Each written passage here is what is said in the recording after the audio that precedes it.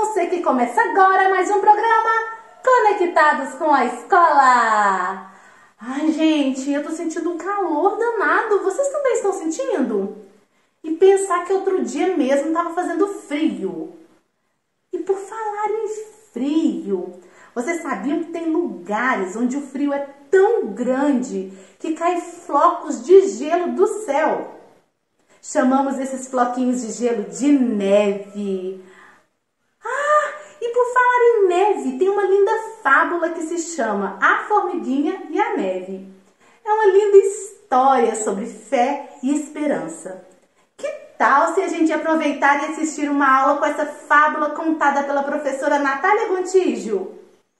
A Natália vai contar para vocês direitinho o que aconteceu com essa formiguinha. Vamos assistir?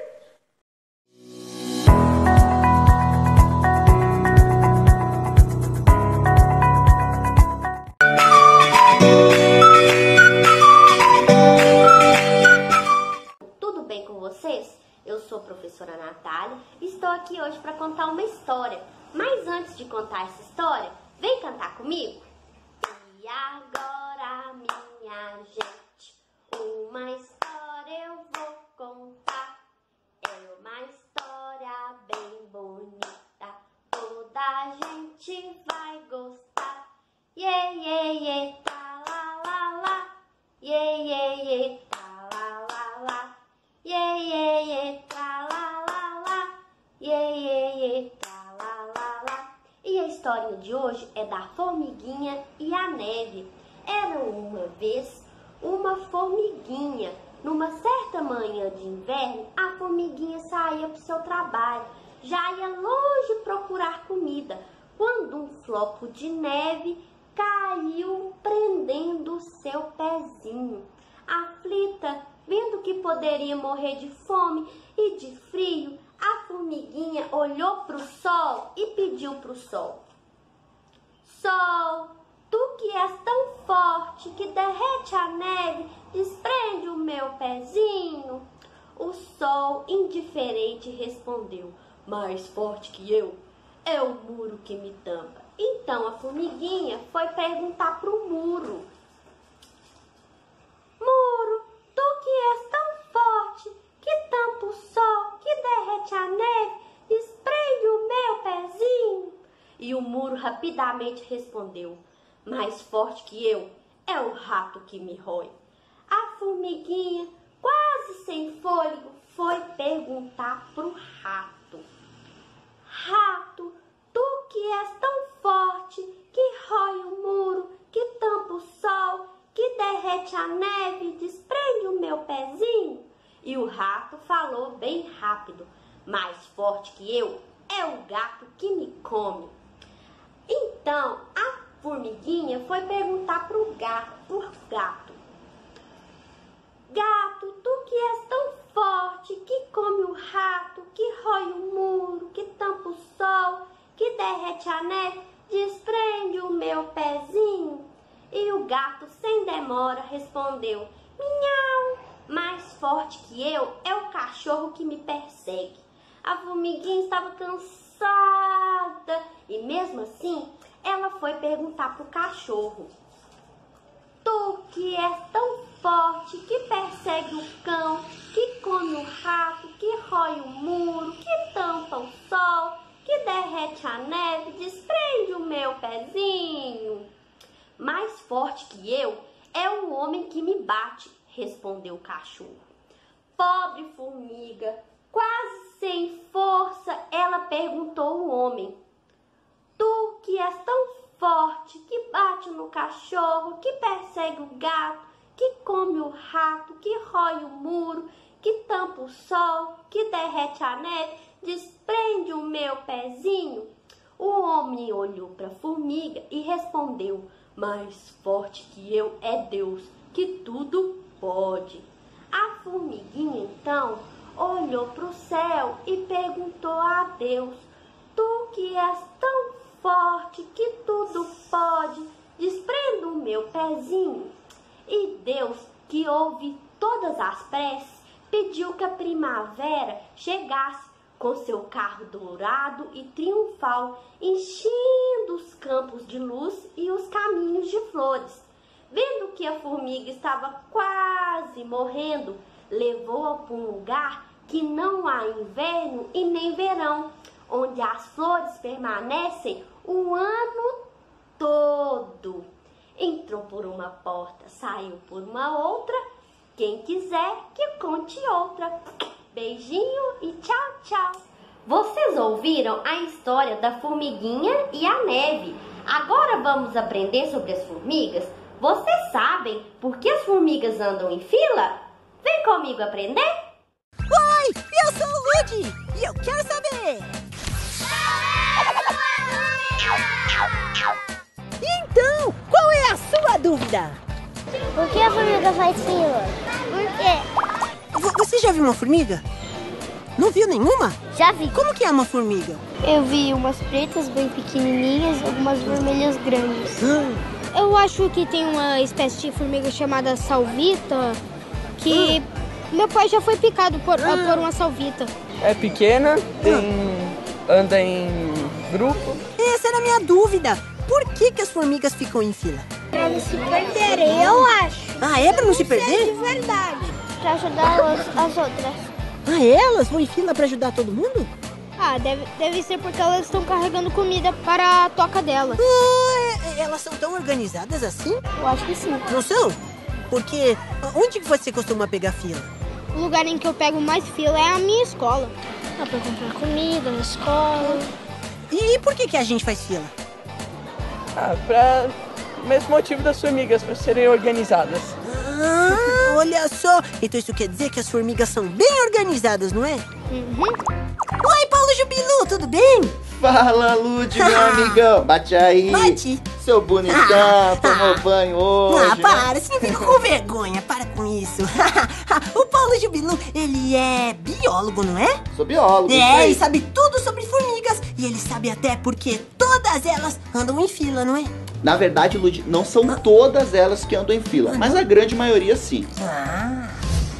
O que elas estão fazendo é seguir um rastro que foi deixado pela formiga que encontrou o alimento. Quando ela encontra o alimento, ela volta pro formigueiro para avisar que encontrou essa comida.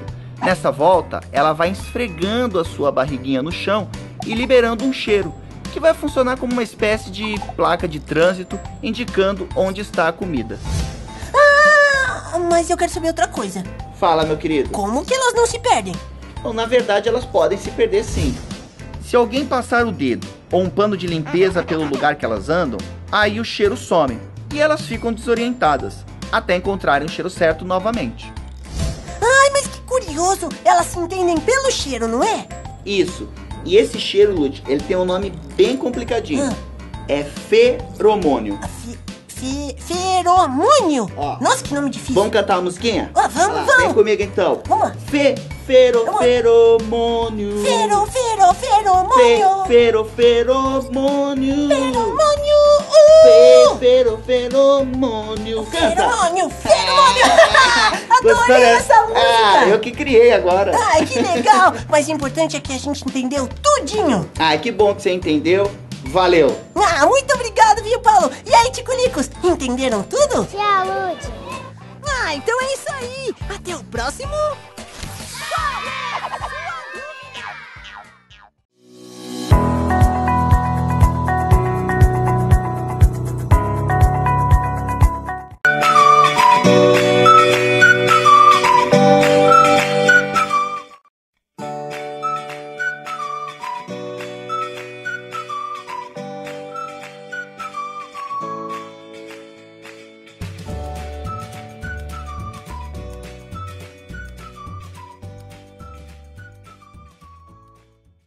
A formiguinha é um inseto tão pequenininho, não é? Mas a gente aprende muito com as formigas. E nessa história aprendemos muito sobre ter fé e esperança.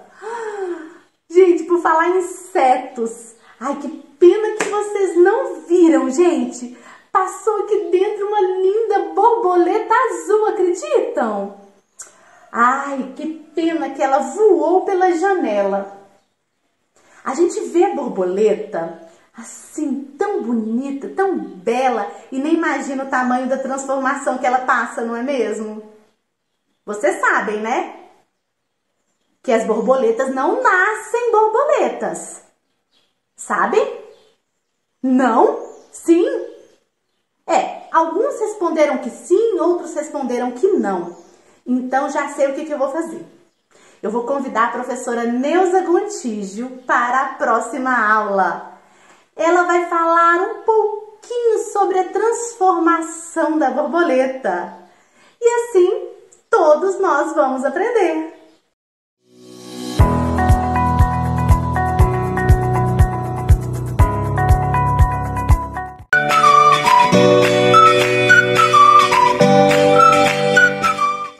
Olá, pessoal!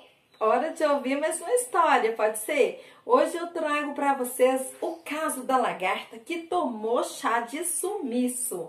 Gente, uma história muito legal. Quem escreveu foi o Milton Célio de Oliveira Filho. Espero que vocês gostem. Vamos lá? E agora, minha gente, uma história eu vou contar. Uma história bem bonita, toda a gente vai gostar. Iê, iê, iê, tra, lá, lá, lá. Iê, iê, iê, tra, lá, lá, lá. Iê, iê, iê, tra, lá, lá, lá. Lá na floresta, tudo estava bem.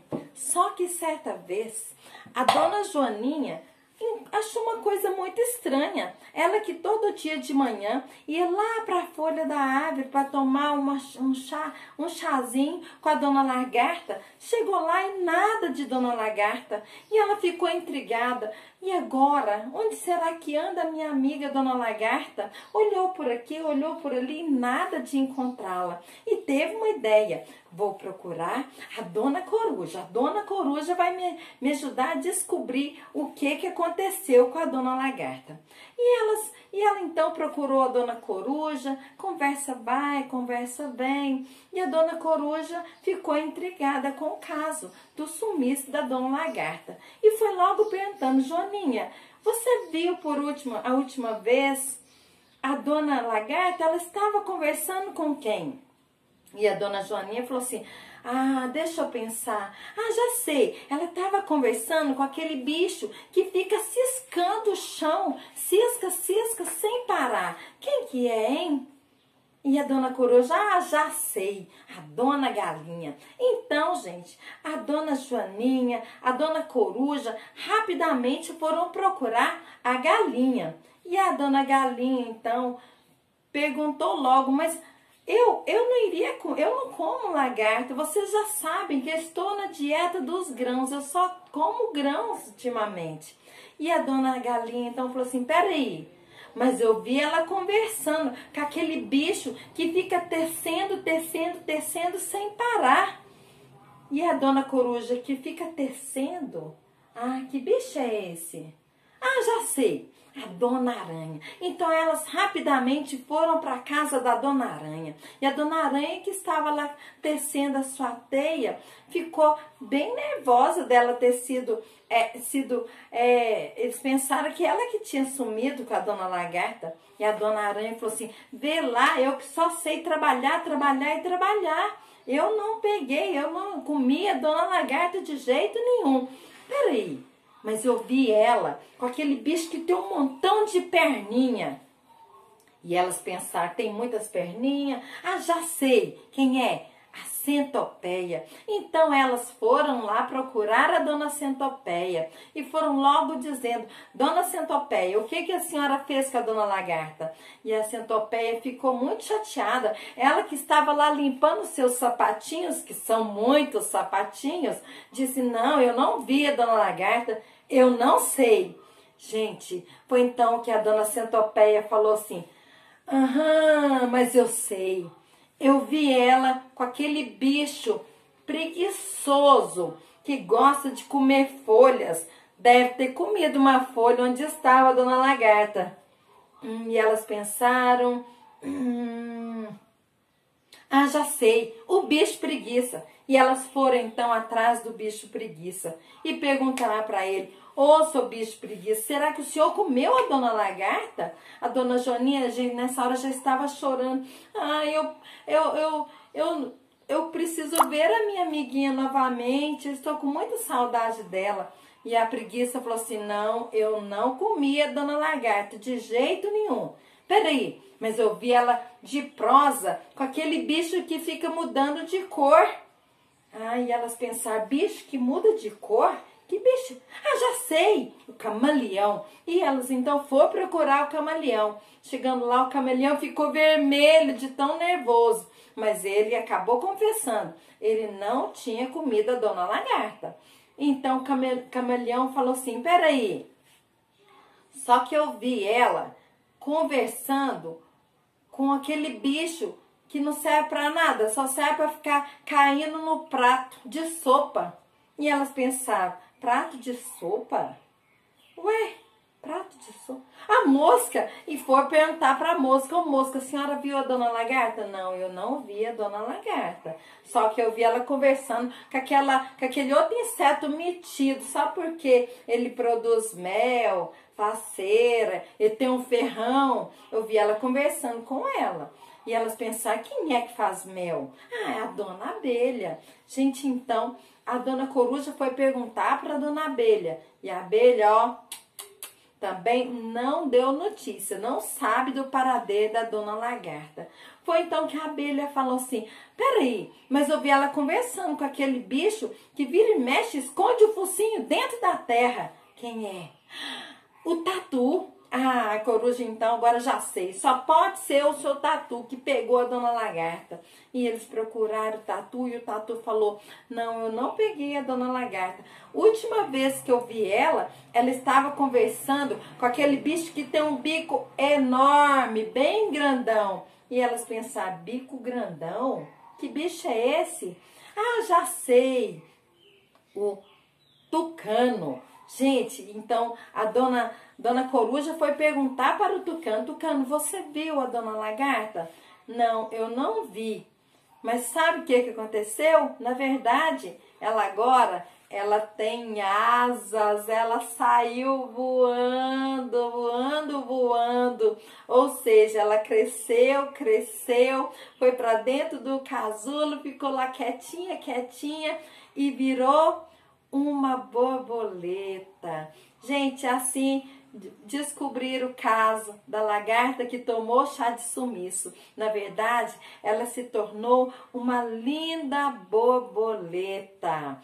Você gostou da história? Só que agora gostaria de ensinar uma musiquinha para vocês da borboleta, tá bom? Então vamos lá. É assim, ó. Nhoque, nhoque, nhoque, come muito a lagarta. Nhoque, nhoque, nhoque, come muito a lagarta.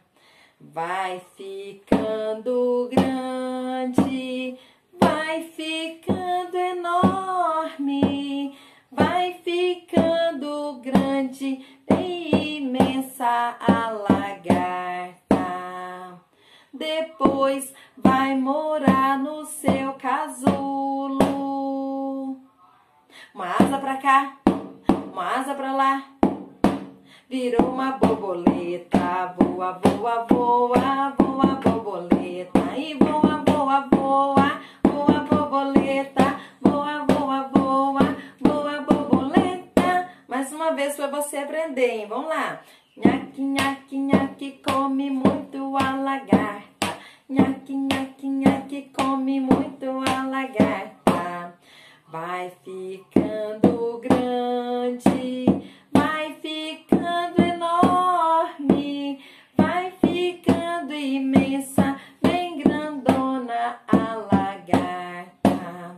Depois vai morar no seu casulo.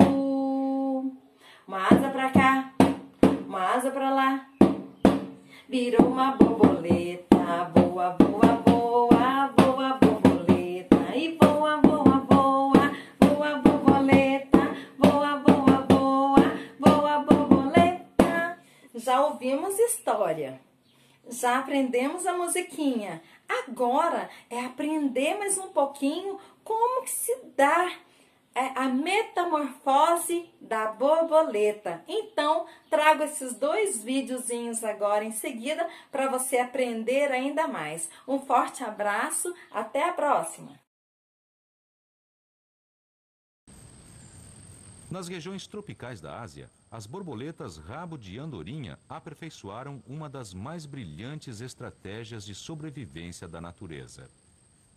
A pupa de uma rabo de andorinha está escondida de forma bastante inteligente nos galhos desta árvore. Ela está camuflada de verde para ser confundida com a folhagem. Mas aqui, uma pupa da mesma espécie aparece na cor marrom. Para se protegerem de seus principais predadores, os pássaros, as pupas da rabo de andorinha ajustam suas cores para se encaixar nas cores ambientes.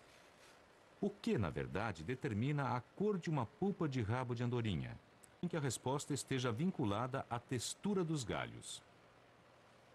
Ele prepara 2 fios. Um é verde e áspero. O outro é marrom e liso. Essas condições são uma inversão das condições naturais. Os insetos quase não podem ver, mas podem sentir a superfície do fio enquanto se arrastam por ele. Escolher um local seguro para fixar seu casulo é seu último ato como larva.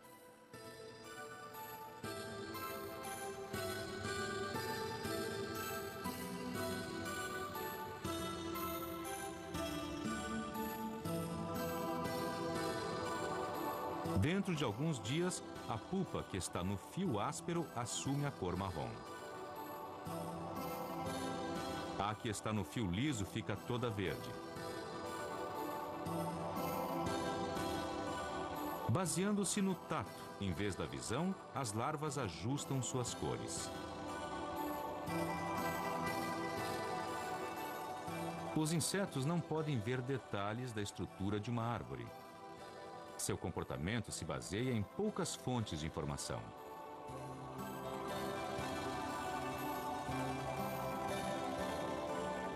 Na natureza, uma superfície lisa significa um galho verde.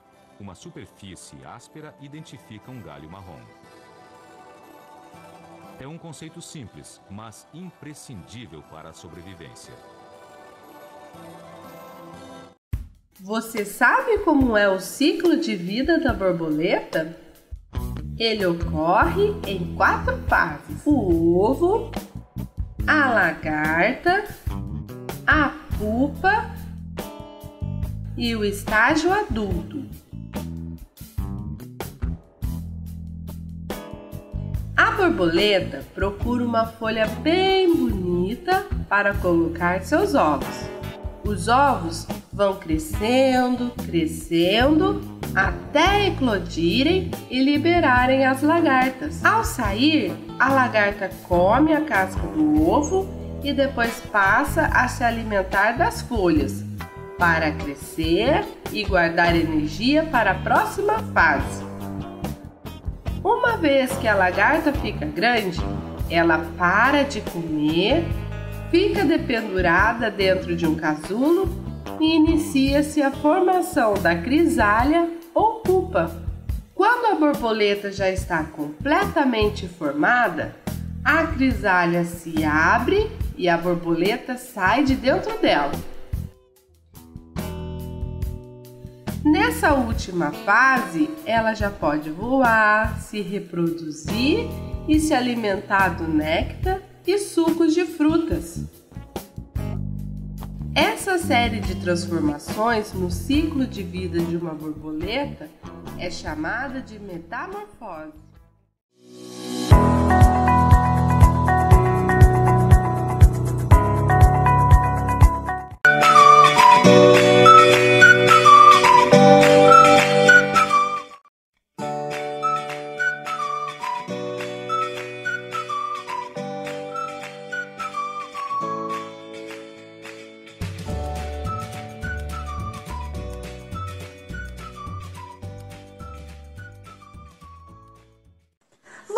Sabiam que a gente também aprende matemática com histórias?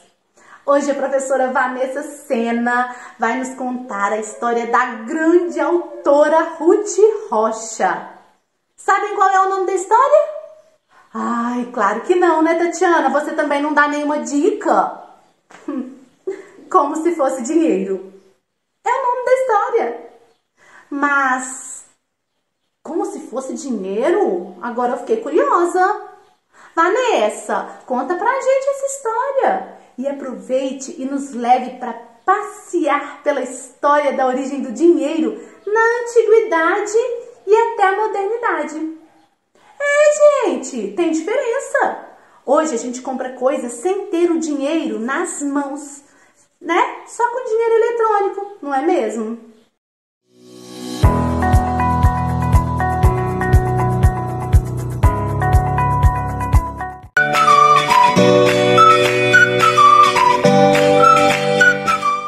Olá pessoal, tudo bem? Mais uma vez eu tô aqui para conversar com vocês sobre matemática. E a nossa aula de hoje é uma mistura de matemática com a literatura. Você sabia que a matemática pode e deve ter muito a ver com a literatura?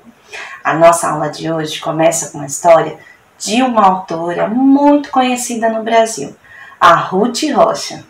E a história é Como se fosse dinheiro. Mas se você não conhecer a Ruth Rocha, é muito importante que você conheça. Ela é uma das maiores autoras do Brasil. Vou até te contar um pouquinho sobre ela antes de falar da história.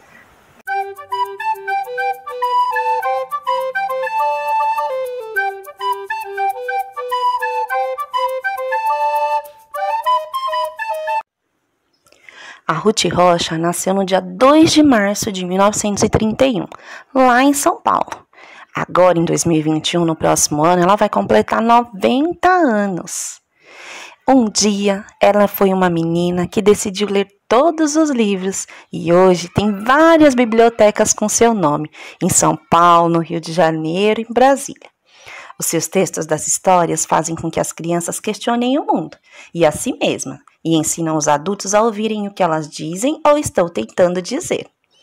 Em mais de 50 anos que ela se dedicou à literatura, a escritora teve mais de 200 livros publicados e já foi traduzida para mais de 25 idiomas. Já pensou? No fundo, o que seus livros revelam é o profundo respeito e o infinito amor que a Ruth Rocha tem pela infância, pois ela mesmo diz em um dos seus belos poemas: "Toda criança do mundo mora no meu coração." Aposto que você se apaixonou pela Ruth Rocha assim como eu. Como você viu na biografia, ela tem vários livros publicados no Brasil. E a nossa aula de hoje começa com um reconto de um deles. E o livro se chama Como se fosse dinheiro. O personagem principal é o Catapimba, que entra num bom diálogo com o seu Lucas sobre uma questão de troco. Vamos conferir?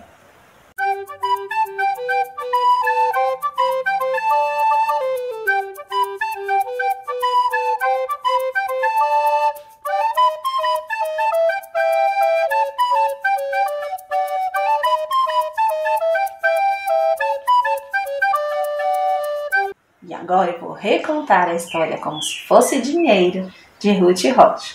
E para isso eu preciso do meu amigo Catapimba, que é o personagem principal dessa história. O Catapimba todos os dias ia até a escola e comprava um lanche antes da aula começar, lá na lanchonete do seu Lucas. E aí, todos os dias ele pedia o mesmo lanche para o seu Lucas. "Seu Lucas, me vê aquele lanche especial." "Pode deixar, Catapimba." Mas quando o Catapimba pagava o seu Lucas, sempre que vinha o troco, o seu Lucas dava uma bala para o Catapimba. O Catapimba já estava pensativo com aquela situação. Não estava querendo receber mais bala de troco. Aí ele falou para o seu Lucas: "Seu Lucas, mais bala outra vez?" "Ora, menino, bala é como se fosse dinheiro." A Catapimba foi para casa. Ficou pensando nessa situação da bala e teve uma ideia de como ele podia resolver o problema. Embrulhou bem embrulhadinho que ele usaria no outro dia. No outro dia, lá se foi Catapimba novamente, para a lanchonete do seu Lucas. Olá, seu Lucas, eu quero meu lanche de sempre. Muito bem, já vou preparar, Catapimba. Mas Catapimba dessa vez tinha uma surpresa. Colocou no balcão o pagamento do seu lanche. Será que você faz ideia do que ele levou para pagar? Olha só. Dessa vez, Catapimba tinha levado uma galinha e colocado em cima do balcão para pagar o seu Lucas. O seu Lucas ficou pensativo, coçou a cabeça, o que ele ia fazer com todas aquelas crianças olhando o pagamento do Catapimba. Pensou bem, resolveu aceitar a galinha para evitar confusão. Guardou a galinha na caixa e ainda deu 2 moedinhas para o Catapimba levar de troco. E o Catapimba saiu todo feliz. O problema é que no dia seguinte, todas as crianças da escola estavam com um embrulho na mão. E seu Lucas teve a maior confusão na hora de pagar. Espero que você tenha gostado dessa história sobre troco. E dessa vez, a história entrou por uma porta e saiu pela outra. E quem quiser que conte, outra. E esse papo sobre trocas e trocos me lembrou a história da origem do dinheiro.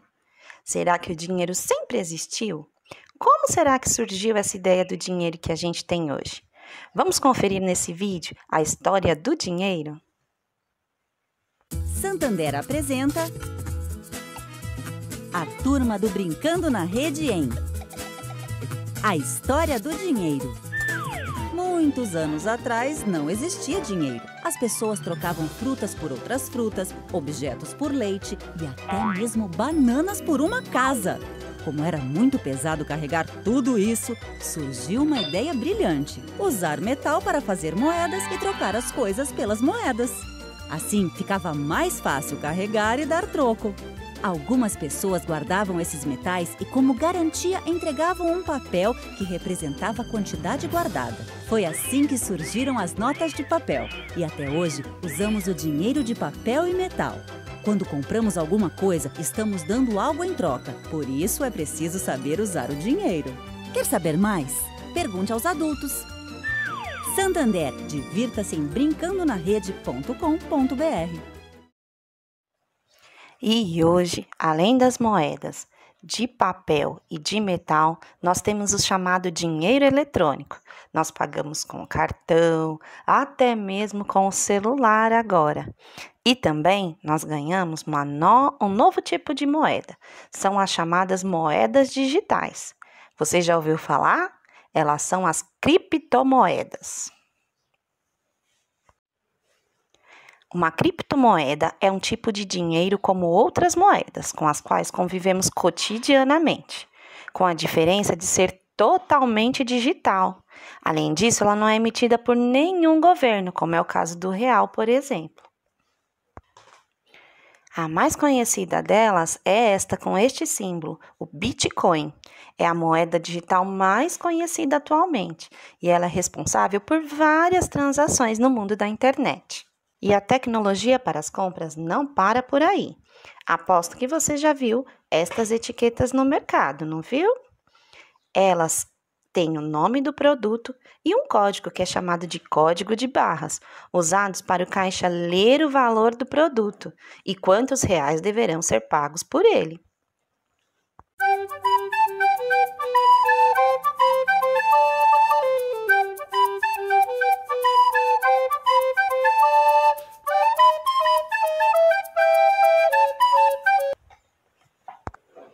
Agora que você já sabe como surgiu o dinheiro, a importância do troco e a como identificar o valor dos produtos, continue assistindo a aula e teste se você está craque em calcular o valor e o troco das compras.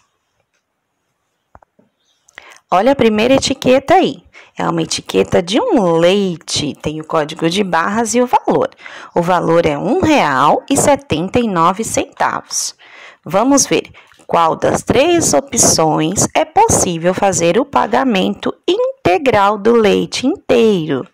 Letra A, 50 centavos. Letra B, R$1. Letra C, R$2. Vou dar uns segundinhos para você pensar, hein? Vou repetir as opções, enquanto isso você vai pensando. Letra A, 50 centavos. Letra B, R$1. Letra C, R$2. Vamos conferir a resposta? E a resposta correta é letra C. Muito bem! Agora, o nosso segundo problema do quiz. A gente tem uma etiqueta aqui com macarrão que custa R$3, mas ele foi pago com uma nota de 10. Qual será o troco correto da pessoa que comprou esse macarrão? Letra A, R$2. Letra B, R$3. Ou letra C, R$7? Um tempinho para você pensar enquanto eu repito as opções. Letra A, R$2. Letra B, R$3. Letra C, R$7. E a resposta correta é letra C, R$7. Se eu tenho R$10 e eu tiro 3, precisam ser dados R$7 de troco. Muito bem. E o último, este é o feijão. Ele custa R$6. E nas opções abaixo, nós temos várias combinações entre cédulas e moedas que possibilitariam pagar o valor exato. Só que uma delas não poderia pagar o feijão. Vamos ver se a gente descobre qual é? Na letra A, a gente tem uma nota de 5 e uma moeda de 1. Na letra B, a gente tem uma nota de 2 e uma moeda de R$1. Na letra C, nós temos 3 notas de R$2. Qual das opções não permite que a gente compre o feijão porque vai faltar dinheiro? A letra A, letra B ou a letra C? Vou dar um tempinho para você olhar e pensar aí qual das opções não possibilita que a gente pague o feijão. Vamos à resposta? E a resposta é letra B, somente a letra B, que tem uma nota de 2 e uma moeda de 1, fazendo R$3, não permite que a gente compre o feijão por R$6. Eu espero muito que vocês tenham gostado da aula de hoje. E voltem para assistir amanhã e nos outros dias. Ah, não esquece que a gente tem outras aulas sobre esse tema, o sistema monetário, lá no canal do CRPE no YouTube, caso você tenha perdido alguma. Um beijinho e até a próxima!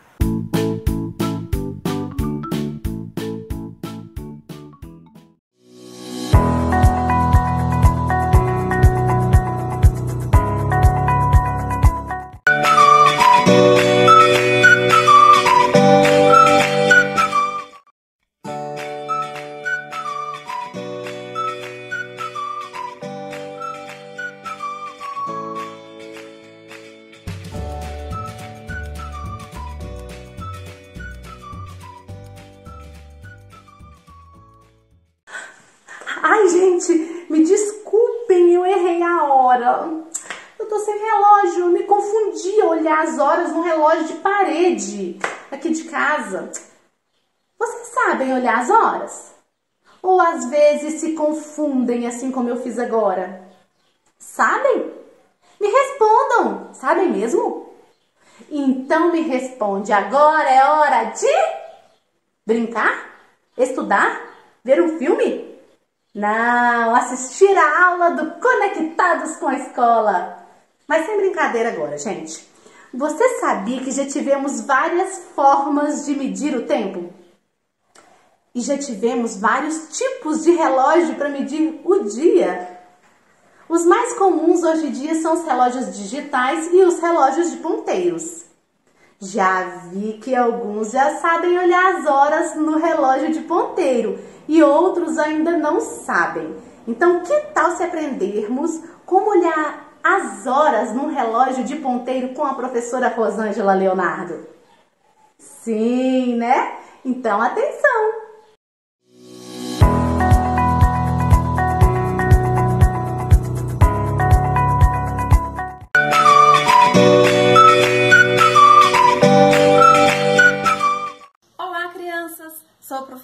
Ângela Leonardo e hoje nós vamos falar sobre o tempo. Isso aí, as formas que a gente tem de se referir ao tempo e de registrar o tempo e de contar o tempo. A gente sabe que o nosso tempo é dividido em anos, não é? E essa forma de dividir o tempo é bem antiga. Os anos são registrados em calendários, mas nem sempre os calendários foram do jeito que são hoje. Já tivemos calendários muito diferentes. Já tivemos calendários registrados em pedras, no Egito, por exemplo, e o que marcava o tempo era o tempo da semeadura e da colheita. Hoje, os indígenas também usam um calendário que é marcado pelos fenômenos da natureza. A época de se colher o milho, a época de se colher a mandioca, o que tem a ver com os elementos naturais. O nosso calendário é um calendário de um ano, então registramos 365 dias ou 366 dias, não é? Que é o tempo que gasta para a Terra dar uma volta completa em torno do Sol. E esse período de um ano é dividido em 12 meses. Janeiro, fevereiro, março, abril, maio, junho, julho, agosto, setembro, outubro, novembro e dezembro. Totalizando os 365 dias do ano. Agora, cada mês ainda é dividido em semanas. Então, cada mês tem 4 e um pedacinho de semanas. E as semanas são divididas em dias. Isso mesmo. Uma semana tem 7 dias. Então, uma semana dividida em dias. E cada dia ainda é dividido em horas.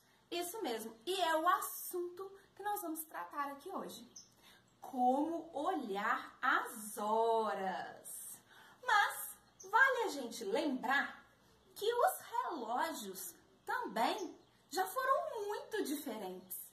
Nem sempre o relógio foi do jeito que ele é hoje.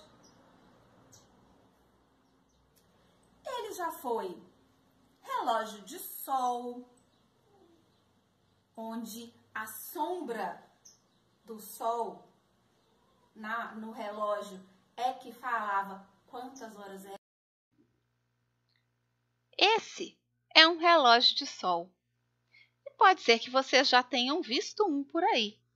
Sabe por quê? Este está localizado na Praça Candidez, aqui em Divinópolis. Naquela praça que fica pertinho da ponte que dá acesso ao bairro Niterói. Já tivemos o relógio de água, que se chama clepsidra, parecido com esse. O relógio à vela, é verdade, marcava-se na vela um período de tempo e à medida que a vela ia queimando, sabia-se quanto tempo havia passado. E temos até hoje, em alguns lugares, relógios de pêndulo. O pêndulo ficava balançando, contando cada segundo que iria formar cada minuto, que iria formar cada hora. Ficava aquele pêndulo, aquela estrutura pendurada, balançando de segundo a segundo, segundo a segundo. Um relógio mais ou menos parecido com este. Temos o relógio de pulso, conhecido de muita gente.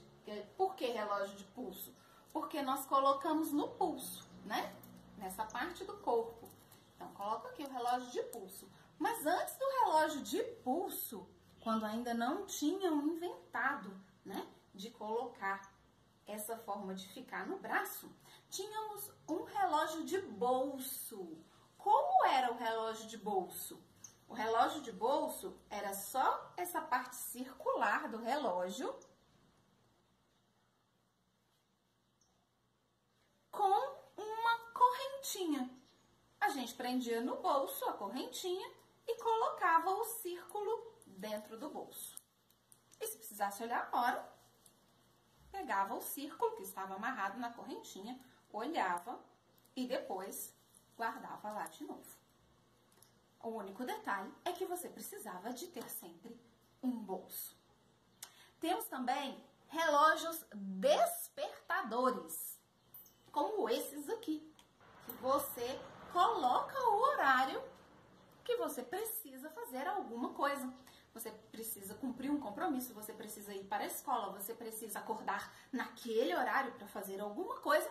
Então, você marca nesse relógio e quando der aquele horário, o relógio trim, vai tocar e você vai poder acordar. Os relógios que nós temos hoje são mais ou menos com essa estrutura aqui. De 1 a 12 horas. Então, temos um grande problema. Por quê? Porque o dia tem 24 horas. Como eu vou ter um relógio que só tem 12 horas? Fácil de resolver esse problema. É só a gente pensar o seguinte. Se o relógio tem 12 horas e eu somar 12 mais 12, dá quanto? 24 horas. Exatamente. Então, simples. O ponteiro das horas vai dar 2 voltas completas no relógio. A cada 2 voltas completas no relógio, você tem um dia, às 24 horas. É mesmo, hein? Vocês não sabem olhar a hora num relógio de ponteiro? Ah, na sua casa tem o relógio digital? Mas e se você for a algum lugar que só tenha o relógio de ponteiro? Como você vai saber que horas são? Vou ensinar isso para você agora. E mais, ainda vou te ensinar a fazer esse relógio, onde você vai colocar o ponteiro das horas, o ponteiro dos minutos e vai saber como olhar horas e minutos no seu relógio de ponteiro de casa ou de qualquer lugar. Então, vem comigo!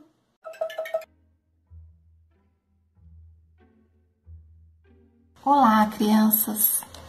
Hoje nós vamos aprender a fazer um relógio para nós estudarmos como olhar as horas num relógio de ponteiro, tá?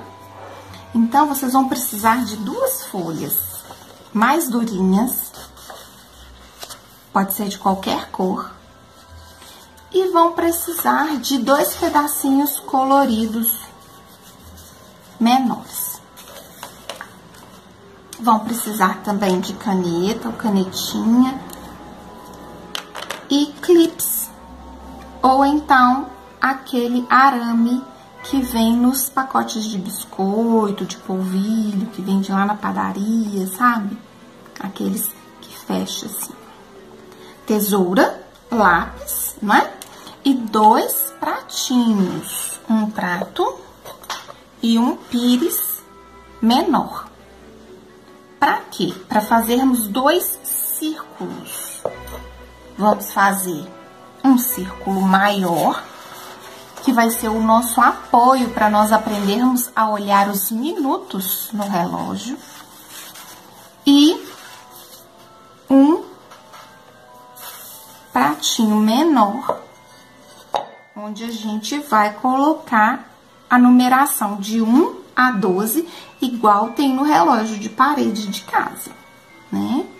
Então, você vai marcar os 2 pedaços de papel, um com um pratinho maior e um com pires, e vai recortar os 2. Agora, eu tenho um círculo maior e um círculo menor. Esse círculo menor, para me ajudar a colocar a numeração de 1 a 12, o que eu posso fazer? Dobrar ao meio e dobrar ao meio novamente.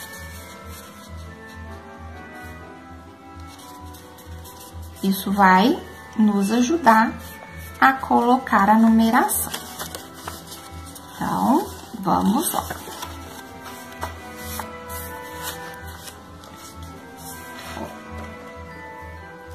O número que fica em cima no relógio é o número 12. Então, aqui nessa marca vertical, eu vou colocar o 12 em cima e o 6 embaixo.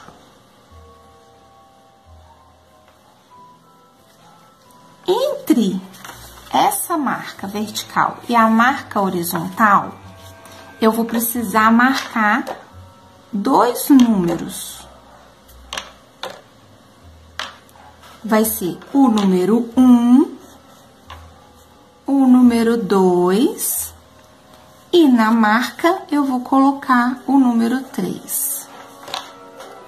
Depois do 3, eu vou fazer 2 marcas, tentando ficar o máximo, né?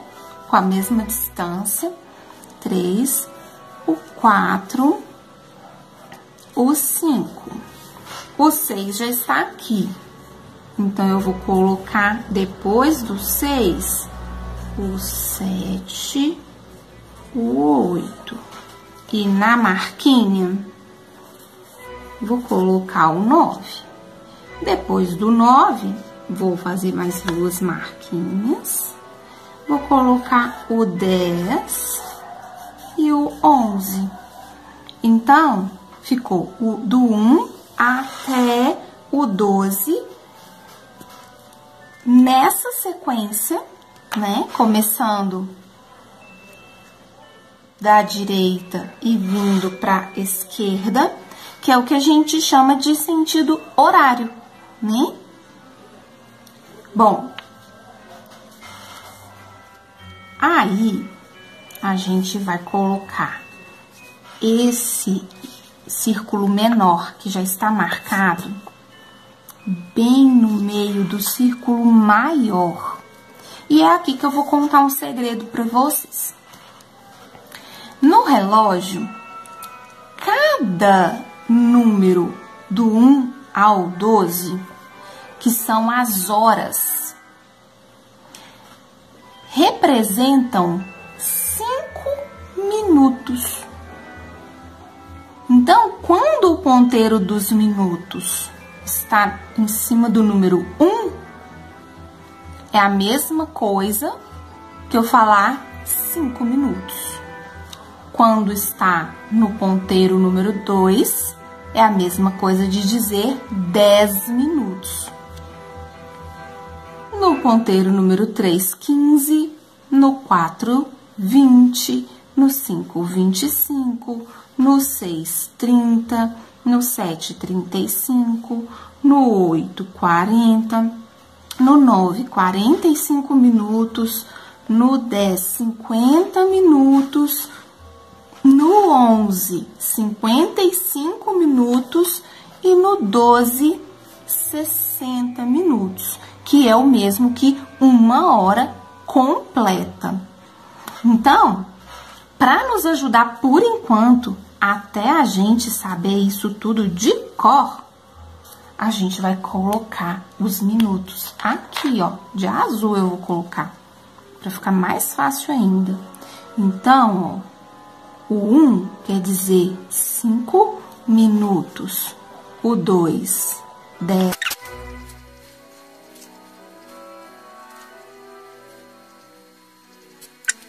Agora, eu vou fazer o seguinte. Com o papel vermelho, eu vou fazer um ponteiro, que vai ser um ponteiro pequeno. E o ponteiro pequeno sempre indica as horas. E com o papel azul, eu vou fazer um ponteiro grande. E o ponteiro grande sempre indica os minutos. E pra gente não confundir, eu ainda vou escrever. Esse daqui é o dos minutos e esse daqui vai ser o das horas. Agora, você vai precisar muito da ajuda de um adulto. Eu vou pegar um clipe, que eu acho que vai ser mais fácil de vocês terem em casa. Com o clipe, vocês vão pedir a ajuda de um adulto, não esqueçam. A gente vai fazer um buraquinho no ponteiro das horas, no ponteiro dos minutos e no meio dos 2 círculos que tá com as horas. Furou. Furou.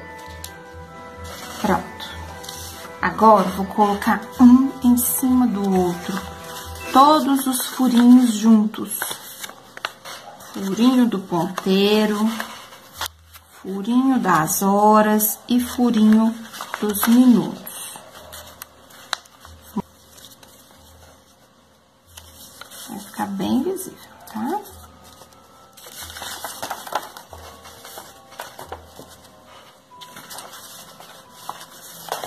Pronto. Aqui agora, a gente vai torcer de modo que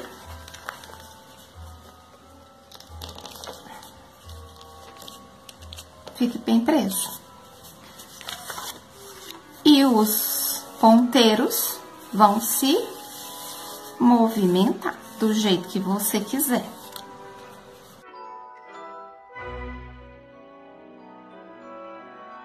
Então, vamos lá, crianças. Vamos olhar as horas no nosso relógio de ponteiro. Bom, a gente já fez o ponteiro das horas, dos minutos, já colocamos as 12 horas que aparecem no nosso relógio e também colocamos os minutos em cima de cada um dos números das horas, não é? Bom, cada número, então, representa 5 minutos. Então, o número 1 representou 5, o 2 é 5 mais 5, 10. Entre um número e outro estão todos os minutinhos. Então, se a gente for contar no relógio, vão aparecer esses tracinhos e aí vai dar o número certinho de minutos que a gente colocou aqui. Então, olha, 1, 2, 3, 4, 5. 5 minutos no número 1, igualzinho a gente já falou. 5, 6, 7, 8, 9, 10. Ah, e se eu continuar contando? 11, 12, 13, 14, 15. Até que deem os 60 minutos. E os 60 minutos significa que é 1 hora completa. Muito bem, já recapitulamos isso. Agora, a gente vai olhar algumas horas, tá? Vamos supor que você acorde às 8 horas e 30 minutos da manhã. Então, vamos lá. O ponteiro pequeno é o ponteiro das horas. E esses números em preto são os números das horas. Então, o ponteiro pequeno vai ficar em cima do 8. E o ponteiro dos minutos vai ficar em cima do 30. O 30 nas horas representa meia hora. Então, a gente fala 8h30, 8h30. E os 30 minutos, se eu contar aqui os 30 tracinhos, os 30 minutos vão ficar em cima do 6. Então, eu preciso que o meu ponteiro esteja em cima do 6. Então, 8h30. E se fosse 10 horas? 10 horas certinhas, sem nenhum minutinho a mais. Então, ponteiro das horas iria ficar aonde? Ponteiro das horas iria ficar em cima do 10. E o ponteiro dos minutos em cima do 12. Por quê? O 12 não é o 60? Quer dizer que completaram 60 minutos. Completinhos. Aqui, às 10 horas. Olha, então toda vez que for uma hora completinha, o ponteiro dos minutos vai ficar em cima dos 60. Se fosse no seu relógio digital, ia ficar escrito assim: o 10 antes dos 2 pontos e depois dos 2 pontos não ia ter 60, ia ter 00.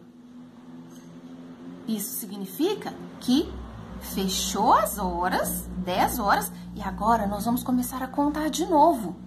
1 minuto, então 0, 1, 2, 3, 4, 5. E se fosse 2h15? 2 horas e 15 minutos.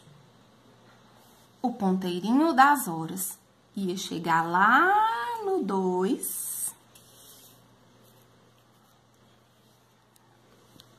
E o ponteirinho dos minutos ia ficar lá em cima do 3. Porque lá em cima do 3 estão o quê? Os 15 minutos. Então, 2 horas e 15 minutos.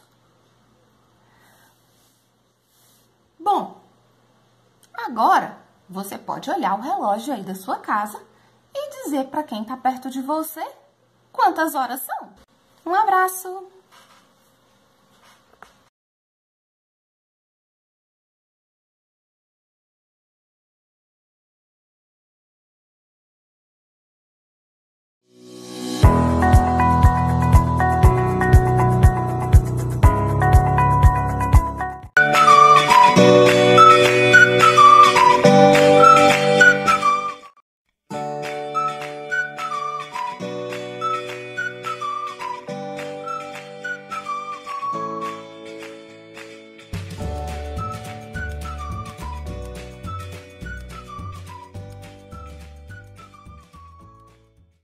Aqui, mudando de assunto, eu acabei de ler um lindo poema agora.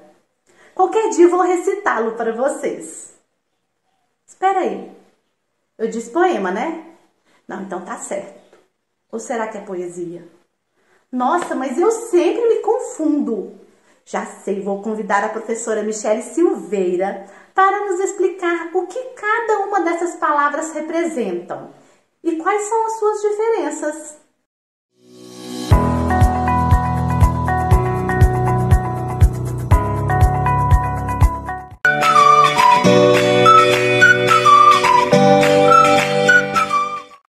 Boa tarde, pessoal de casa. Eu sou a professora Michele e hoje nós vamos tirar uma dúvida muito comum entre várias pessoas. O que é poema e o que é poesia? Qual o significado dessas palavras? Há diferença entre elas? Fique comigo que eu te conto. Afinal de contas, o que é poesia? Essa parece uma pergunta de difícil, resolução, não é mesmo? Isso acontece porque a poesia é um elemento de subjetividade, portanto, é muito difícil conceituá-la. O que parece poético para uma pessoa, nem sempre é para outra. Isso porque cada um de nós é dotado de diferentes níveis de percepção. Enquanto uns são mais sensíveis, outros têm dificuldades em abstrair e compreender a força da poesia. A poesia, além de não ser exclusividade da literatura, é muito diferente do poema, embora muitas pessoas confundam, esses dois elementos.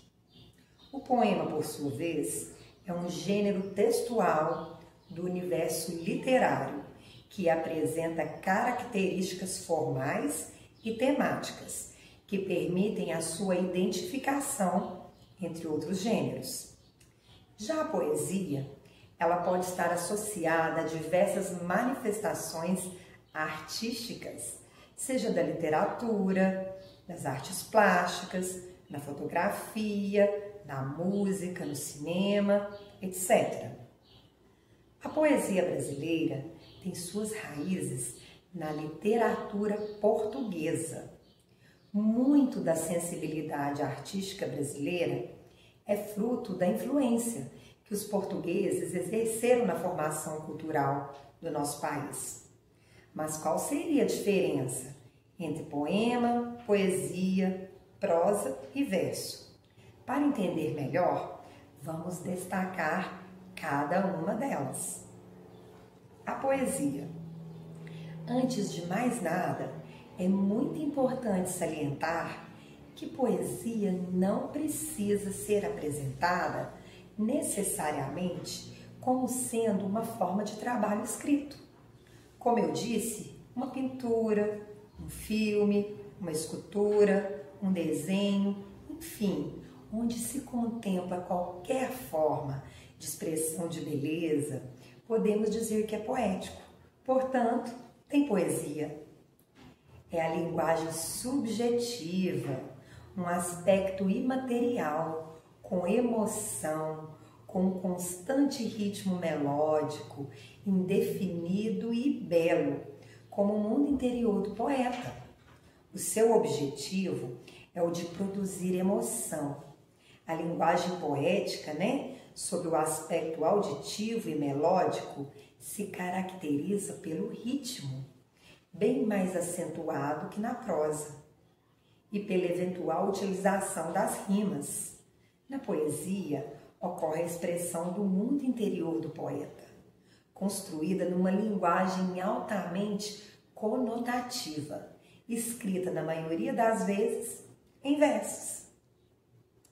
É uma forma de manifestação artística, chamado como gênero literário lírico, pois possui determinados elementos que são a estrofe, que é a divisão do texto poético, a classificação das estrofes, que é a classificação pelo número de versos, o ritmo, através da mudança de sílabas tônicas e não tônicas, a metrificação, que é a contagem do número de sílabas de cada verso. E o verso? O que é um verso? É uma reunião de sílabas poéticas. Forma uma linha de poema obedecendo a determinadas regras de harmonia e ritmo. Podem ser classificados de acordo com o número de sílabas, como o decassílabo, 10 sílabas, o redondilho maior, com 7 sílabas, ou o redondilho menor, com 5 sílabas, entre outros. Mas podem ser livres, ou seja, sem nenhuma preocupação com a contagem de sílabas poéticas. Então, como eu disse, o verso é cada linha de uma estrofe, sendo ela grande ou pequena. Os versos isométricos são aqueles versos que possuem o mesmo tamanho. Já o verso heterométrico, eles possuem tamanhos diferenciados, chamados irregulares. O poema. A palavra poema, ela tem origem grega. Toda produção literária antiga era considerada e feita no formato de poema, utilizando a poesia.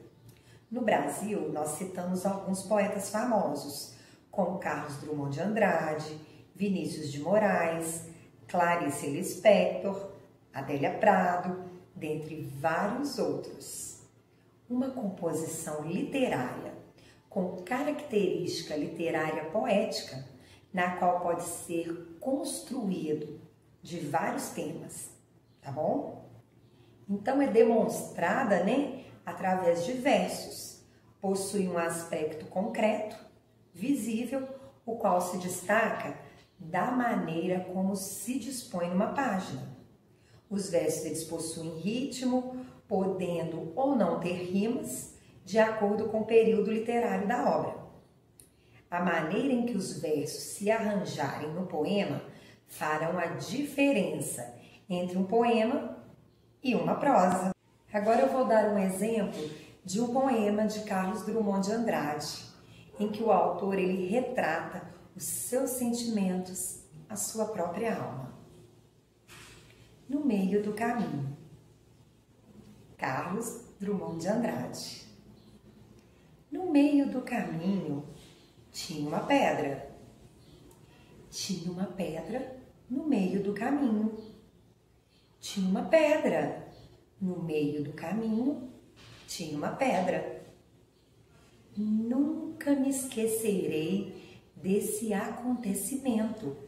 Na vida de minhas retinas tão fadigadas, nunca me esquecerei que no meio do caminho tinha uma pedra. Tinha uma pedra no meio do caminho. No meio do caminho tinha uma pedra. Existem 3 tipos de poemas. O poema lírico, no qual o autor expressa sua visão pessoal ante o mundo, em que ele vive. E nele ele anuncia o que vê, o que ouve, o que sente e o que pensa. Alguns possuem musicalidade, ritmo e rimas marcantes, semelhantes a alguns tipos de música. Vou dar um exemplo. Para ir à lua, de Cecília Meirelles. Enquanto não tem foguetes, para ir à lua, os meninos deslizam de patinete pelas calçadas da rua. Vão cegos de velocidade, mesmo que quebrem o nariz. Que grande felicidade! Ser veloz é ser feliz. Ah, se pudessem ser anjos de longas asas, mas são apenas marmanjos. Agora eu vou falar sobre o poema narrativo. Nele conta-se uma história extensa, com ambientes, personagens e episódios. Um exemplo maravilhoso de um poema narrativo da língua portuguesa é Os Lusíadas, de Luís de Camões. Incluem as baladas, as fábulas e também as epopeias. Agora eu vou falar do poema dramático. Ele é muito parecido com o poema narrativo. Ele difere-se apenas porque essa história ela é narrada em forma de falas e diálogos das personagens. Algumas peças de teatro, escritas em versos, podem ser consideradas como poesias dramáticas. Então, pessoal, o poema ele é um texto literário escrito em versos. Assim, estruturalmente, ele se opõe à prosa, já que ela não admite versos. E para finalizar, eu vou recitar um poema bem conhecido. É o poema de Vinícius de Moraes. As borboletas, Vinícius de Moraes. Brancas, azuis, amarelas e pretas, brincam na luz as belas borboletas. Borboletas brancas são alegres e francas. Borboletas azuis gostam muito de luz.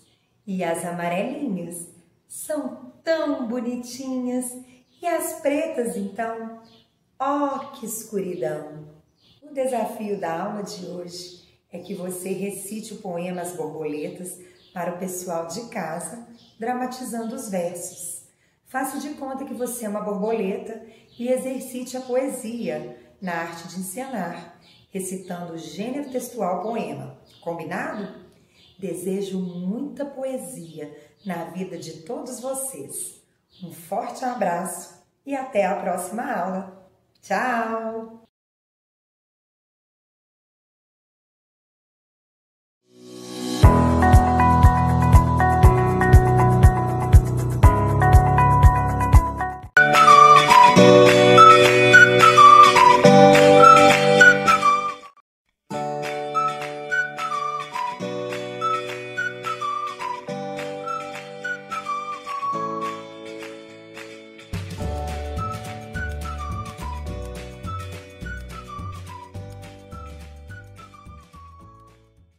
Ai, gente, eu estava com uma dúvida sobre poema ou poesia. E agora eu aprendi.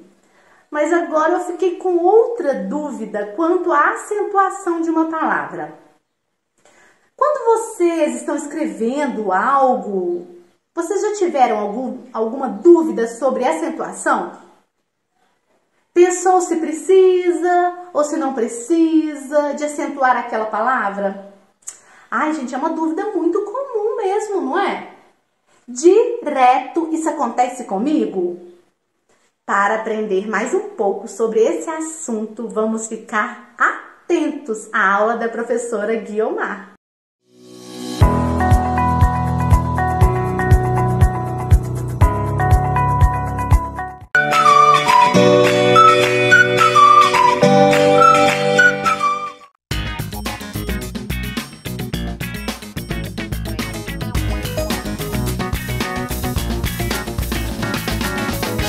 Olá, estudante, tudo bem com você? Meu nome é Guiomar e eu sou professora de língua portuguesa e nessa aula nós iremos falar sobre acentuação gráfica, que é um assunto que assim aterroriza algumas pessoas, né? Mas nessa aula nós iremos dar algumas dicas para vocês que vai ajudar na hora da escrita, de elaborar o seu texto e até mesmo na pronúncia das palavras, ok? Então vamos!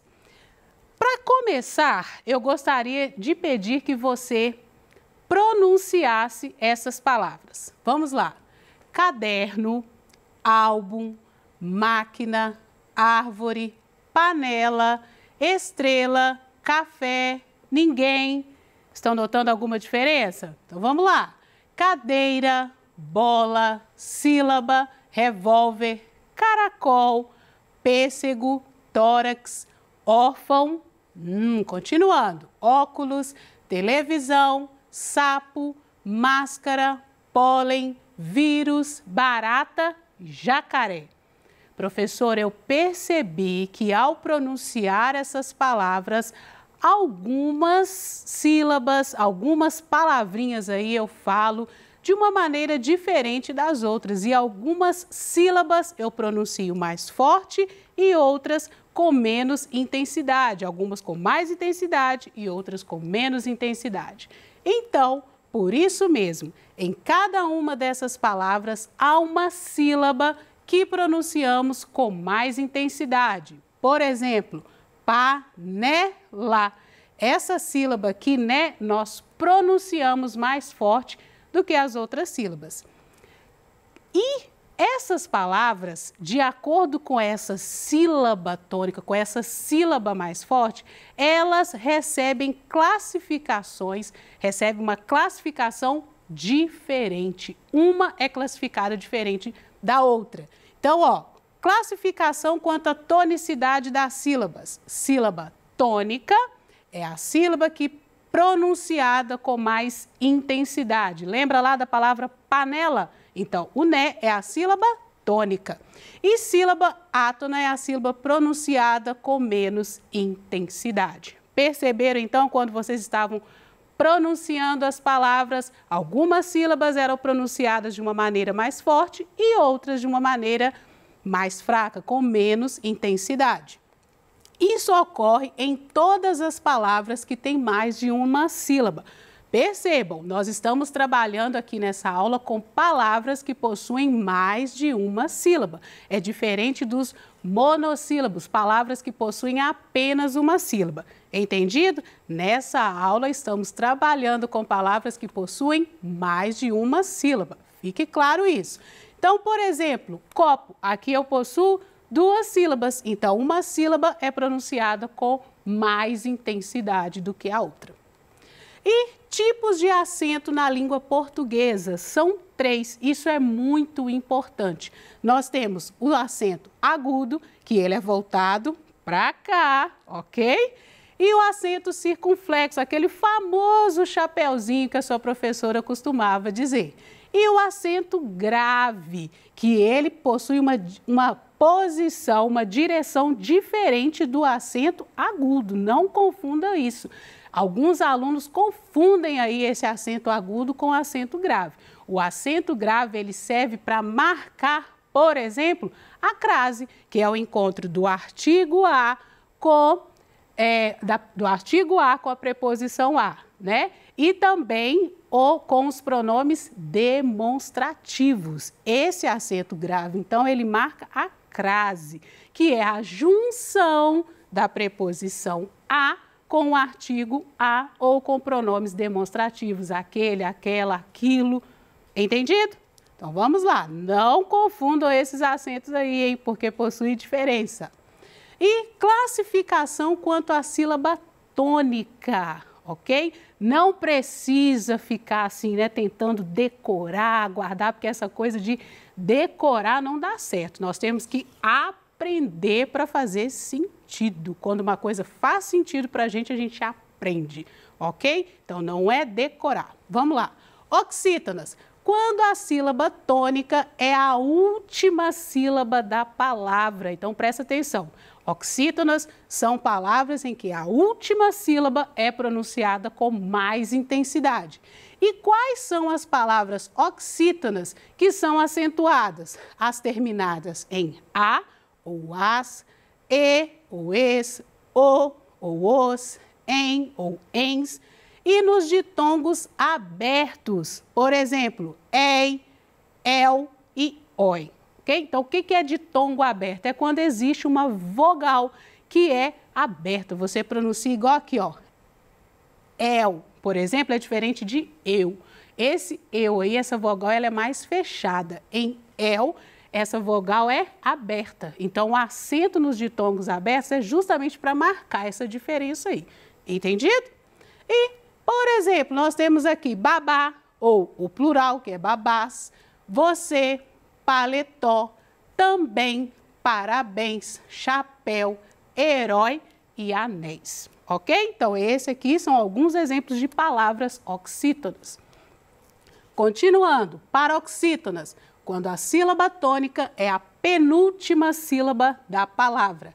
Acentuam-se as paroxítonas terminadas em L, N, R, X, an, ou o plural, ão, ou o plural, i, ei, ou uns, us e os. Ok? Então, essas palavras aqui, paroxítonas, quando são terminadas aqui com essas letras, elas são acentuadas. Por exemplo, hífen é acentuado, é uma paroxítona que termina em N.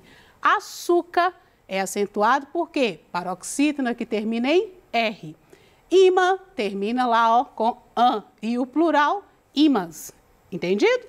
Órfão ou órfãos, júri ou júris, álbum ou álbuns, vírus, bíceps. Professora, peraí, esse aqui não estava lá no exemplo que você deu, não. Aqui, ó, também paroxítonas terminadas em PS. Entendido? Bíceps, tórax, série, nódua. Ok?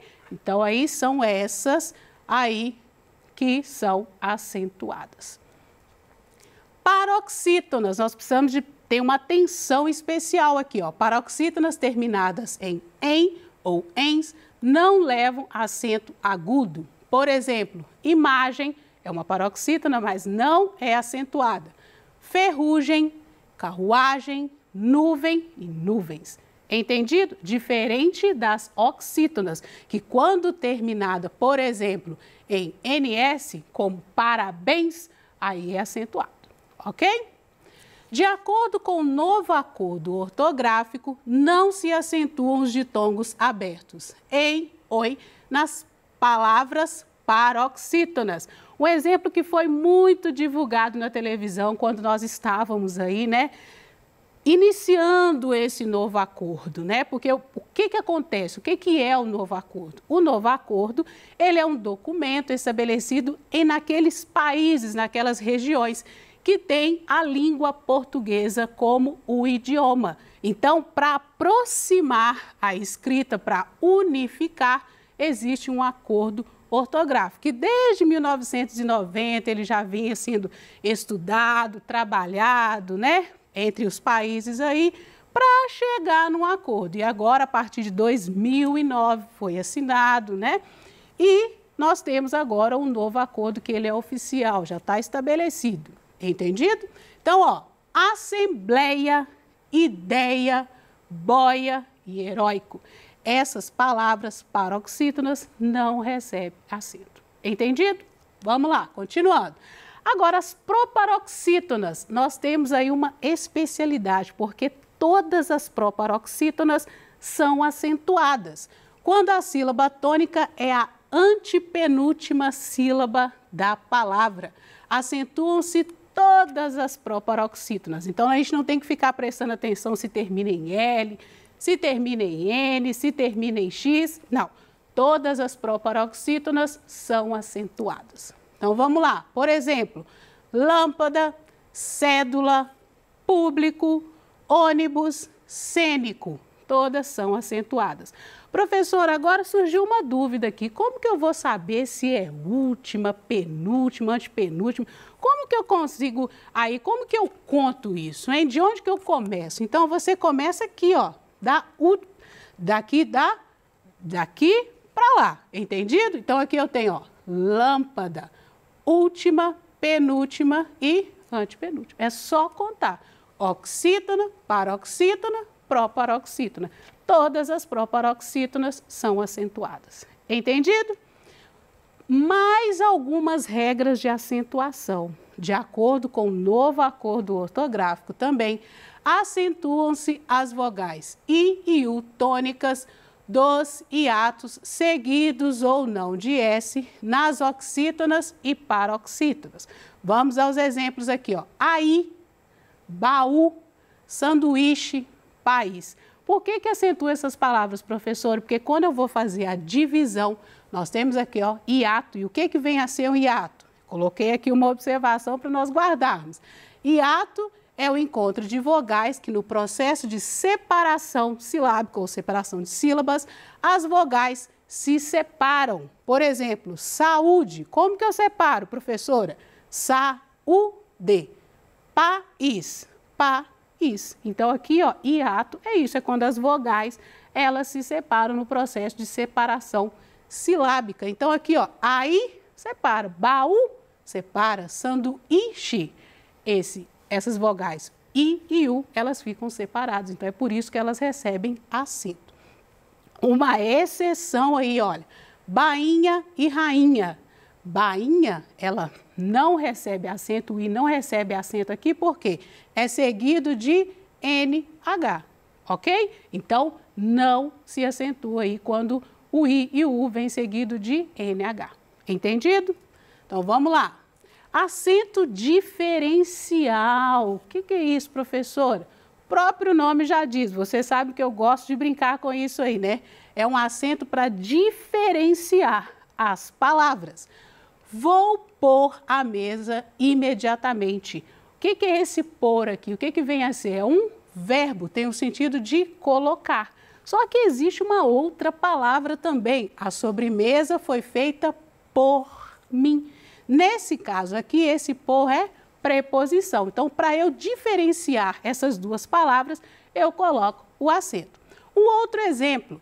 Ontem ele pôde assinar os documentos. Esse pôde aqui se refere ao passado.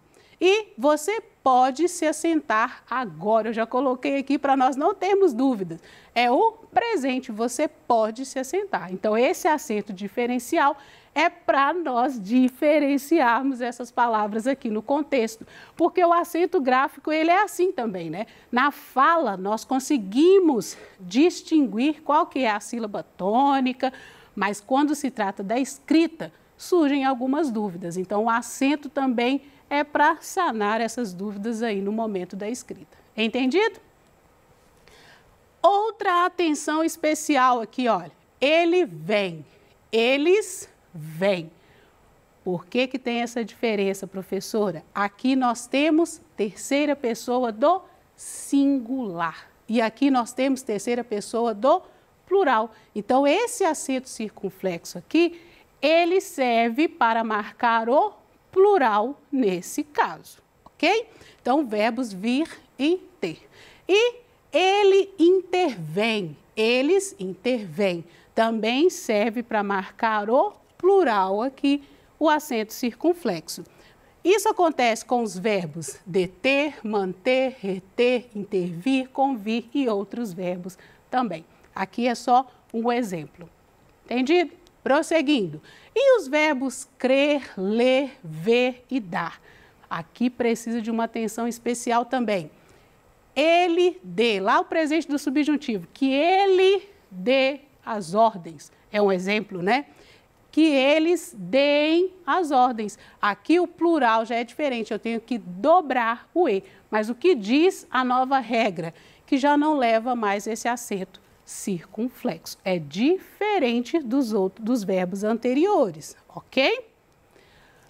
Agora, na semana 3, nós temos uma atividade aí. Eu gostaria que nós resolvêssemos nessa aula. É o texto, vamos lá. O astrônomo. Um astrônomo distraído só se interessava por estrelas. Toda noite, ele saía para estudá-las no céu.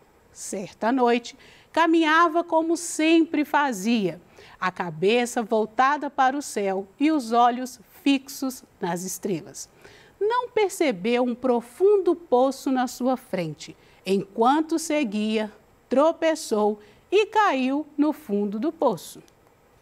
"Socorro!" gritou ele. "Alguém me ajude!" Ficou sentado no fundo do poço, ensopado até os ossos e pedindo ajuda. Um passante, ouvindo os seus gritos, espreitou lá de cima do poço. "Ajude-me, por favor", implorou o astrônomo. "Eu estava tão ocupado em mirar as estrelas que não vi este buraco."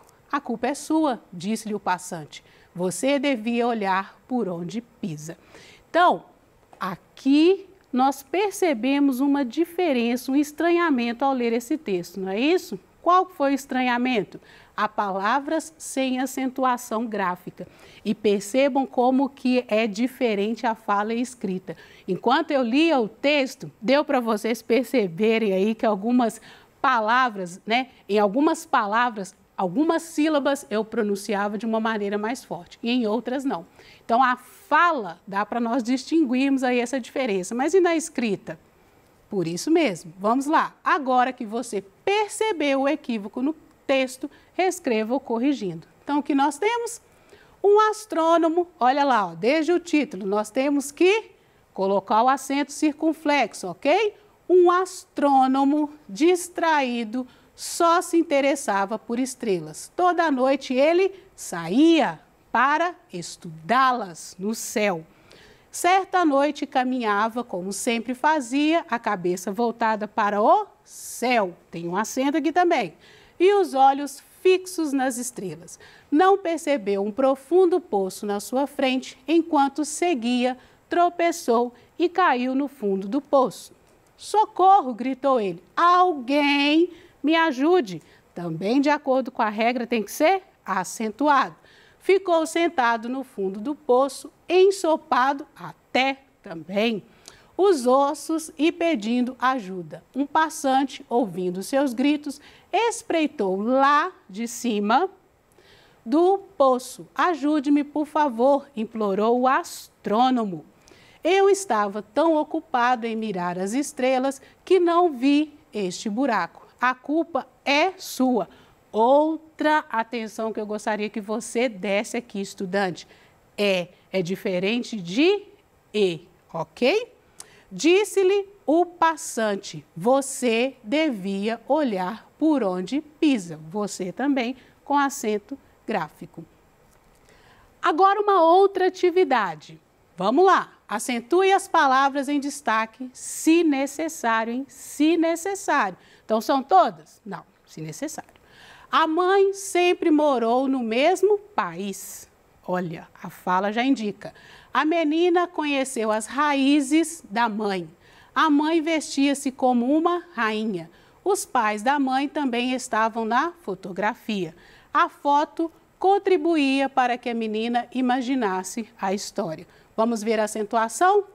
País, raízes, rainha, tem acento? Não, lembra que seguido de NH, não tem acento. Os pais da menina também estavam na fotografia. Olha que diferença, hein? País e pais.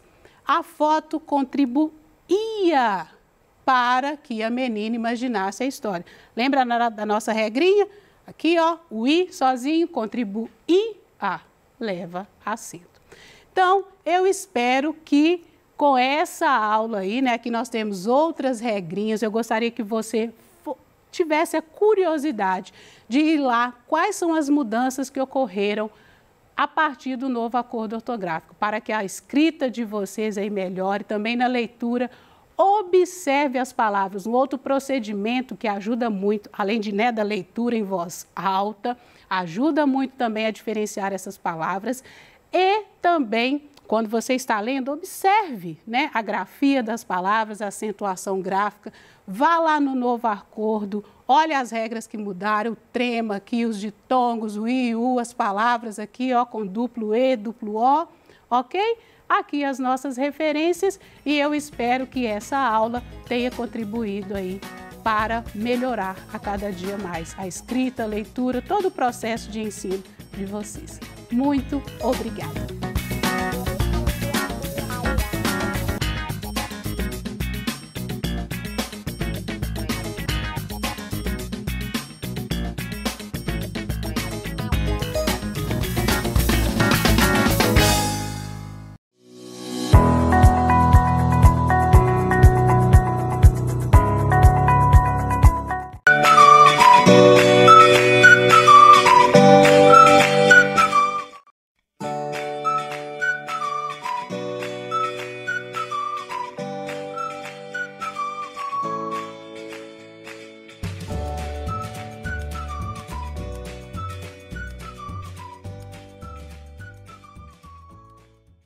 As cidades concentram grandes redes de serviços para organizar a vida das pessoas. Eu vou convidar o professor Léo Aquio e o agente dos Correios, Bernardo, para explicar como a teoria dos grafos auxiliou na concepção do sistema de entrega das correspondências. E em seguida, vamos perceber como as cidades são espaços de criação artística. Por exemplo, o grafite. Numa conversa com o grafiteiro Marcelo Joe, Léo demonstra como a geometria projetiva permite explorar outras formas de visualizar o mundo.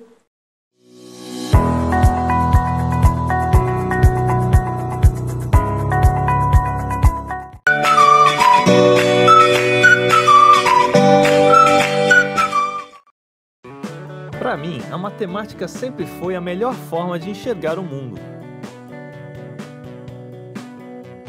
Eu sempre vi matemática em tudo, mas só ver não era suficiente. Eu precisava convencer meus alunos que não paravam de me perguntar para que serve a matemática. Então, eu senti o dever de mostrar como a matemática está em toda parte no dia a dia. Matemática em toda parte 2.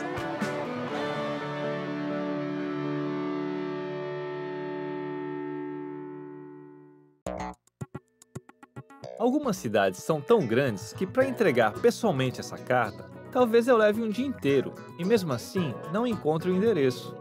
Por isso, a entrega das cartas nas grandes cidades depende de empresas altamente especializadas, que trabalham com uma série de conhecimentos matemáticos. E é justamente a matemática por trás das entregas de correspondências que eu estou indo investigar agora.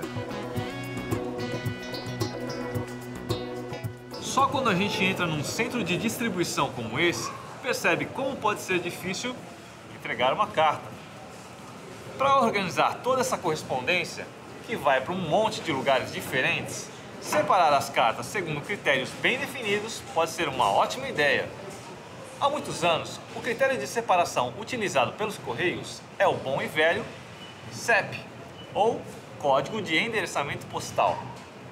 O CEP é um código numérico composto por 8 algarismos decimais, e nenhum deles entra aqui por acaso.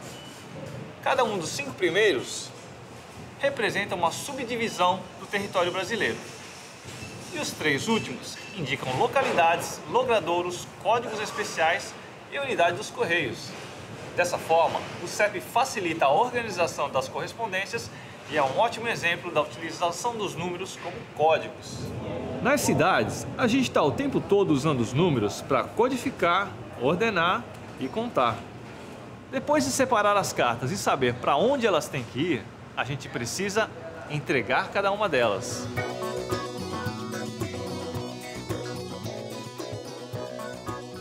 Hoje eu estou no centro de distribuição dos Correios para falar com o Bernardo, um veterano das cartas. Bernardo, você já entregou muitas cartas de amor? Acredito que sim, né? Sempre é bom fazer essas entregas. Como é que você organiza suas cartas dentro da sua bolsa? De forma a otimizar o meu tempo de entrega e que ele seja facilitado. Você faz um planejamento da rota? Bom, eu planejo muito em relação ao tempo. Quantos quilômetros mais ou menos você anda por dia? De 2 a 4 quilômetros. E quanto você carrega em quilos? Bom, de 8 a 10 quilos.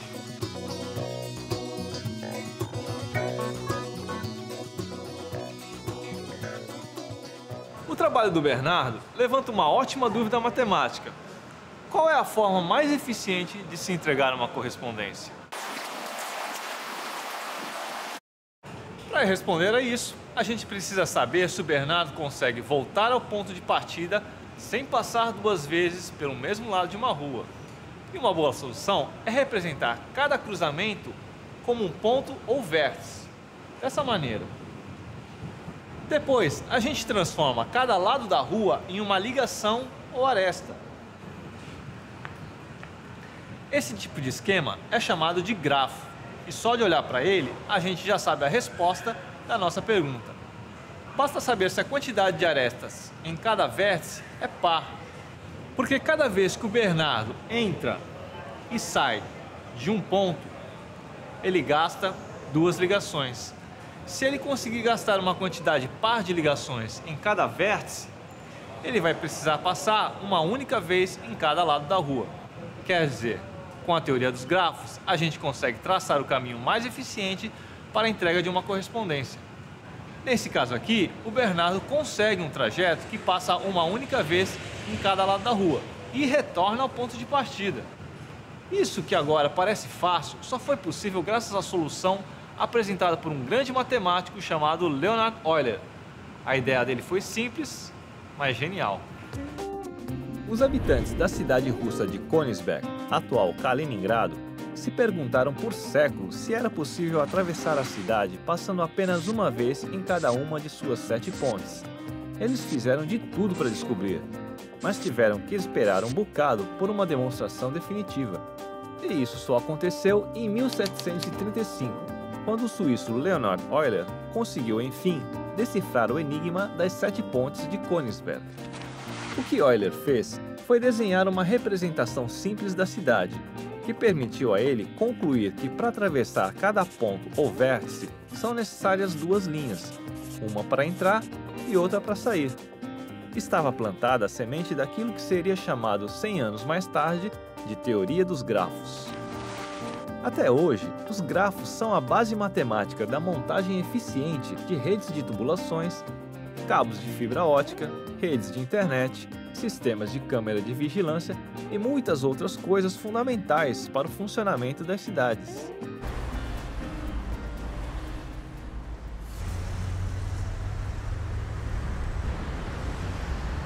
Pesquisar a entrega de correspondências faz a gente ver como a matemática ajuda a organizar a vida na cidade.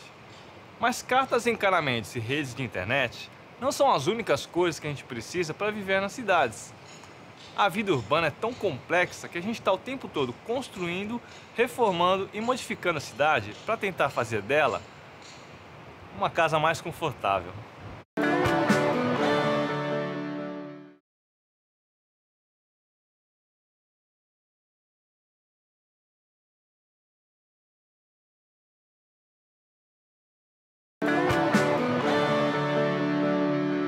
Se tem uma coisa exclusiva das cidades que me deixa de queixo caído, é a arte urbana. Porque os artistas conseguem realmente transformar espaços abandonados e decadentes. É um tipo de intervenção que deixa a cidade mais aconchegante e agradável. Por isso, me deu vontade de ir atrás de um artista urbano, para entender melhor como funciona a vida desses caras. E como não pode deixar de ser, aproveitar para investigar onde tem matemática na arte urbana. Hoje eu vou conversar com o artista Marcelo Jou, um cara que se suja bastante na hora de trabalhar. Jou, a parte mais difícil do seu trabalho é lavar as roupas depois de pintar? Não, na verdade eu tenho as minhas roupas de pintura e aí sujou, não tem para onde correr. E que tipo de material você usa normalmente?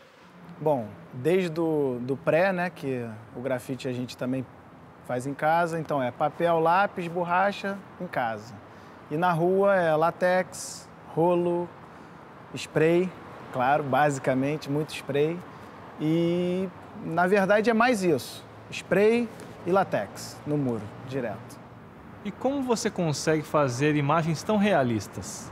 Então, acho que o grande segredo do grafite, não só o grafite, né, mas qualquer pintura que você tenha ideia na tua cabeça ou no papel, para passar para o muro, é a ampliação, né? É ponto de referência, a escala. Você consegue ver uma relação entre a matemática e o seu trabalho?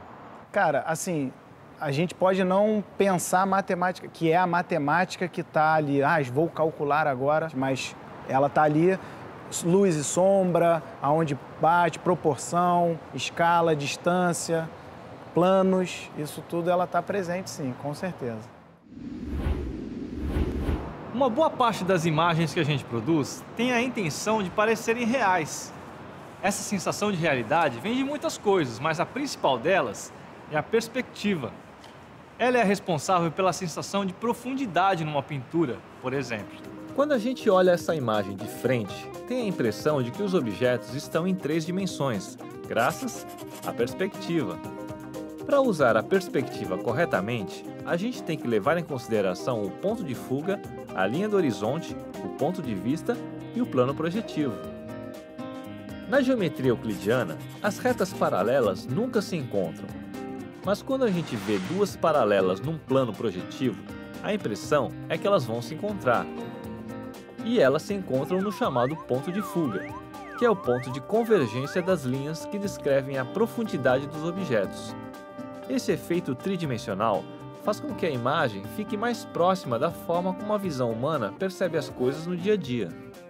E é justamente a manipulação correta desses conhecimentos que permite ao pintor criar a sensação de profundidade e realismo em suas obras.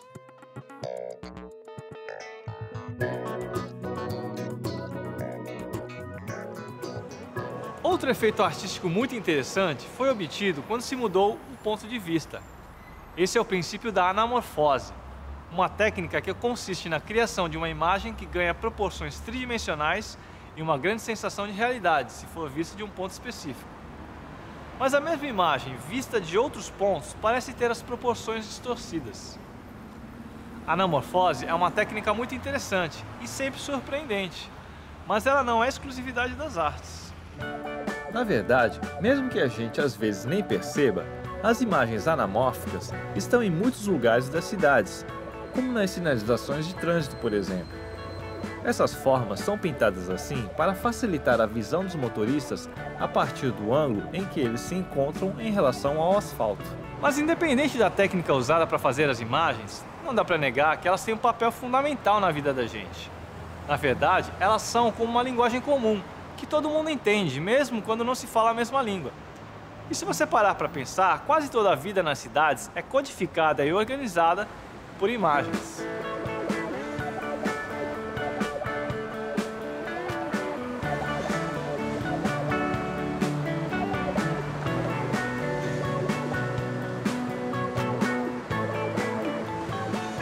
As cidades são muito complexas. É tanta gente e tanto concreto que a gente passa o tempo todo criando novas formas de organizar a convivência entre as pessoas e amenizar a dureza da paisagem.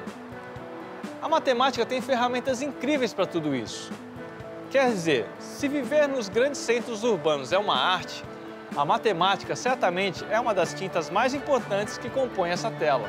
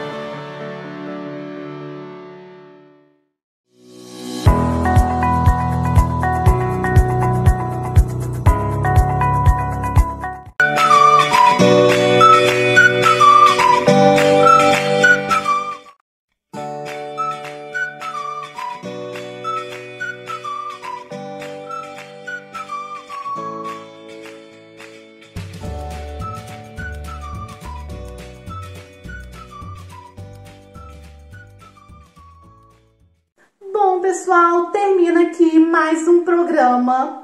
Então, quero me despedir de vocês, mas com a satisfação de mais um dia de dever cumprido. Agradecendo aos professores que dedicaram um pouquinho do seu tempo aqui conosco, né? Muito obrigada também a todos vocês que estão aí nos assistindo. E se alguém perder o programa pela TV Candidez, é só acessar o canal do YouTube CRPE Divinópolis. Um grande abraço e até a próxima!